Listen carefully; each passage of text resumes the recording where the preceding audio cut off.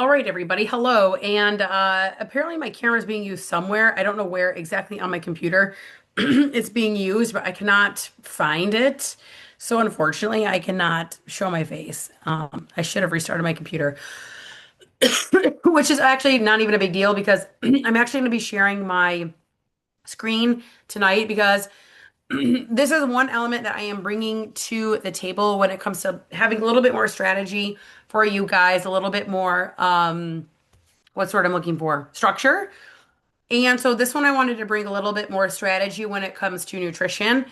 For those that maybe are not, pairing, sorry, that they're, it's like in my brain. For those that are not tracking every little bit that goes into their food, or it's just sometimes feels a little bit overwhelming, this is going to be for you. Maybe it's for you also if you are, um, sorry, my throat is like all of a sudden getting all crazy. This also might be for you if you're just kind of like traveling or something along those lines, and you just need to like have quick, easy things in your brain to remember. So, um, what we're gonna do is I'm gonna go ahead and share my screen. Do not judge how many apps I have open. Okay, so what you see here is something that is going to be dropped in the group for you guys to have access to. This is what I call the food pairing chart.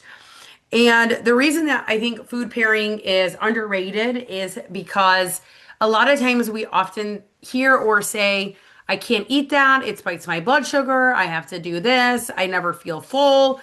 I can't stay consistent. And a lot of times it's not because you are bad at what you're doing. It's because the meal itself is not a complete, what I would classify as a complete meal, right? You don't have a carb, you don't have a fat, you don't have a protein in some way, shape, or form.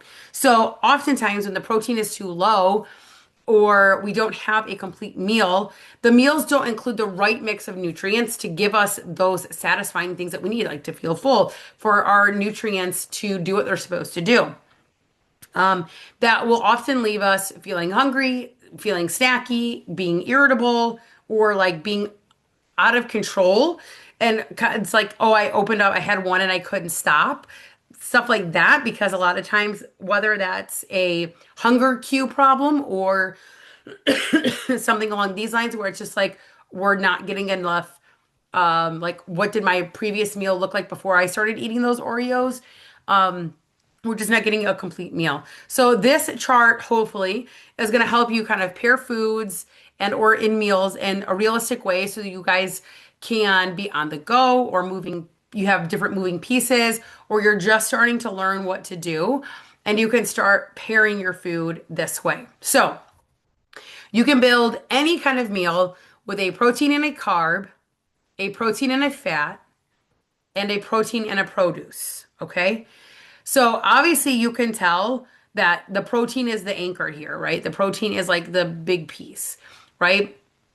Every complete meal includes a protein, a carb, a fat, and some kind of protein. Here it says carb or fat because produce sometimes can be the carb, depending on what kind of carb it is. Okay. You don't always have to have a specific protein or carb, and I'll go into that a little bit when we talk about how a fat can be pulled in without it being a whole food group. Um, but for best volume, fullness, fiber digestion, and reducing overeating, this is what we are looking for.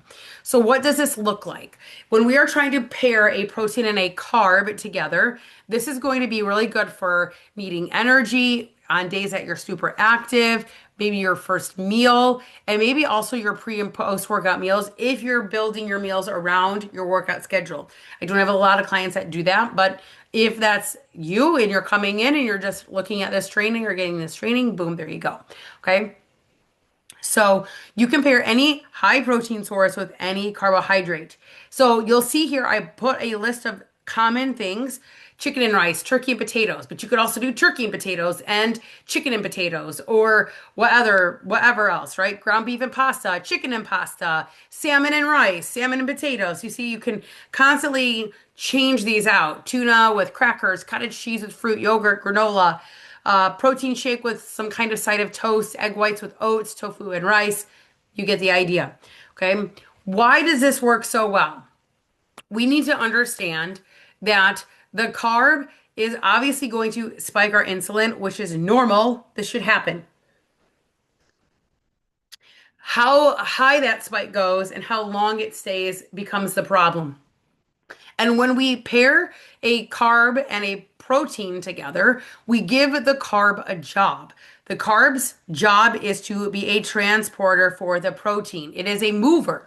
Okay, so it's taking that protein into the muscles. That's its job. It has a task. So when we give it a protein, when we give it a job and a task, it helps stabilize your blood sugar.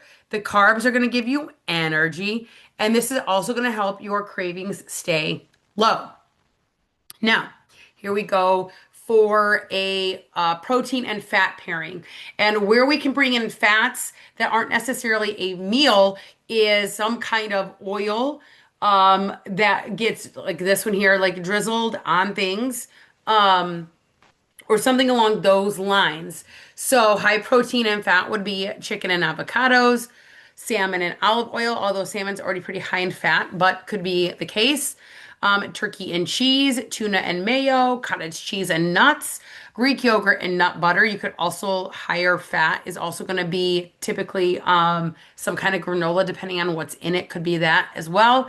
Egg whites with a whole egg and avocado, tofu and tahini. Turkey and cheese roll-ups, protein shakes and nut butter. So you can add that right in, right? Protein in general slows digestion. It takes the longest to get through the digestive tract, but fats actually slow digestion as well. So this helps keep you fuller a little bit longer, typically to help you move through those times when you're not going to have a lot of snacks. So like hypothetically, if you have a long morning, but it's a quick morning. So you need something quick and easy out the door, but it's going to be a while before your next meal. A protein shake and adding in either some peanut butter or Nutella or some kind of sun butter or nut butter that can go into that protein shake is going to help you stay fuller longer in between. Same thing here with any of these kind of pairings, turkey and cheese, yogurt and butter, cottage cheese with nuts, even just a handful of nuts at times will be super helpful for staying full for a longer period of time. And then here we have the protein and produce pairings. Okay, this is for volume, fiber, and turning snacks into meals. Okay. So you can pair any protein with a vegetable or fruit. So you can do chicken with salad, turkey with bell peppers, salmon with broccoli, steak strips and asparagus, tuna and cucumbers, cottage cheese and berries, yogurt and fruit, eggs and egg whites plus spinach, protein shake and fruit, tofu and mixed veggies. This again is going to add volume to your meals. So it's going to take up more space in your belly to trigger that hunger cue, which is what we want it to. And then obviously it's also going to help you stay longer, fuller longer. Is what I meant to say, right? I was gonna say one more thing in here too. I thought maybe not. Maybe I wasn't gonna say anything.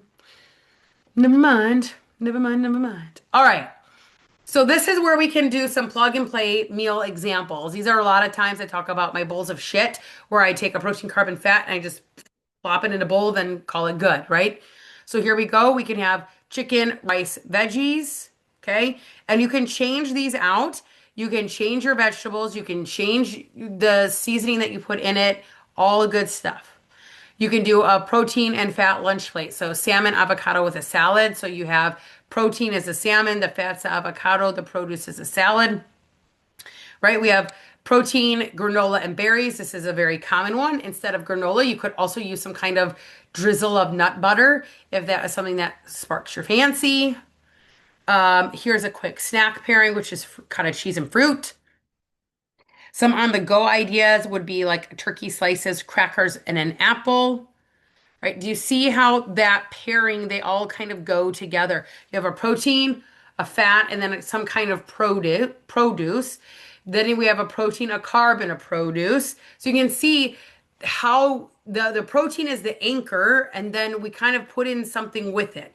These are also what I all call in single ingredient foods. So they should not be difficult to track if you are tracking, and even if you're not tracking, they're very easy to just put together. Okay. I don't think anybody's coming in. Okay. So, how do I know what I need to do? If you need a quick decision, like what should I pair this protein with? Do you need energy? Pair it with a carb. Do you need to feel full because you have like a longer period of time you're going to be going through something? Pair it with a fat. If you need volume so that your meals are bigger, this is what we call like low calorie, higher volume meals, then you need a protein. And if you need complete balance, right? If you need all of those, then you choose a protein, a produce, and a carb and fat. Okay. And that becomes very simple, especially when we have these right here that we could just mix and match. Very simple. Okay, so here's a protein and carb, right? Now I can come down here and be like, okay, so I have a protein and carb, chicken and rice. Cool. What fat could I add to chicken and rice? You could add some cheese, right? You could add an egg for like, like fry, like if you do like chicken fried rice or something like that. Um, Something along those lines, right? Beautiful. And then you could add your vegetables in for that produce. See how that works? So we just quick and easy. We overcomplicate this process. So you guys are going to get access to this. And probably the downloads, I'm trying to figure out how to put it into Everfit and make it a little bit more simple for you guys to have access to this. I haven't figured that out yet, but this is what it looks like. And I'm just curious if you guys have any thoughts, questions, just let me know. I wanted to kind of keep this simple and easy, so I'm kind of glad that nobody's on, not in a bad way. Obviously, I love to see your guys' faces, but then it makes it very simple for me to just leave this as a training. So any questions you have, please feel free to drop them in the group, and I will catch you guys in the group. I hope you guys have a great rest of your evening that you're having so far. Toodaloonies, ladies.